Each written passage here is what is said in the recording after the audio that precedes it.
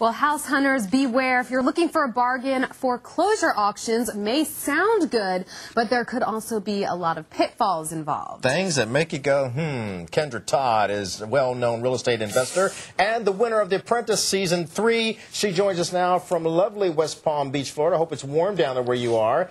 Happy Easter to you. Happy Easter to all of you. You know, it's a little cool down here. The real estate market, in fact, is cool just like the weather today. And you're right, people want to know, are foreclosures a great way to pick up a real estate deal? But not necessarily. There's actually less deals than people think there are at foreclosure auctions. So what are some of the best options for people looking to go the auction route? Well, there are some things that people need to know if they're going to go to a foreclosure auction. One is that you can't inspect the property before you purchase it, and there are certain things that are going to break a deal. For example, mold or structural issues or termites.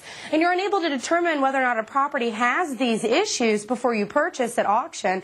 That and the fact that there's a lot of competition, and oftentimes the purchase prices are driven up to over market value in some cases. So you have to be careful. Sometimes there's no deals there. So are you suggesting that an auction excitement could be bad? And if it is, what are some of the alternatives that we can have?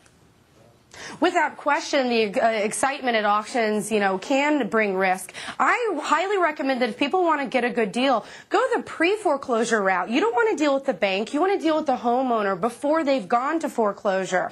And it's really a win-win situation for everyone because you help people out of a bad financial situation and you can get a really great deal. So you're doing people a service as well.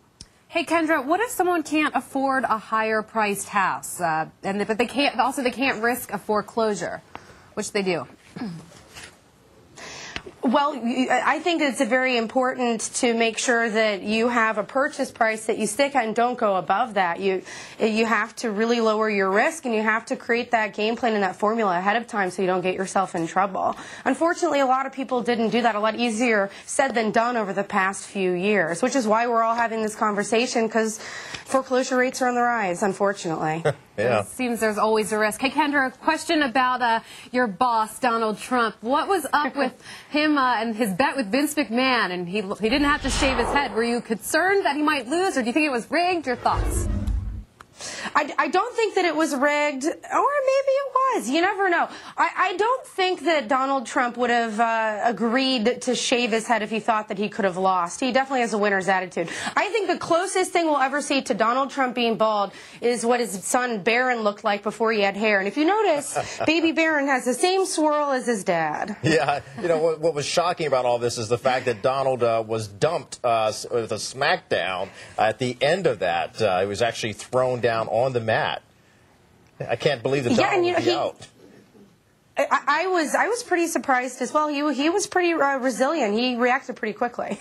All right. Well, again, Kendra Todd, we thank you for joining us, our real estate investor and the Apprentice 3 winner. It's always a pleasure to see you, and try to keep warm on this happy Easter down there in sunny West Palm Beach.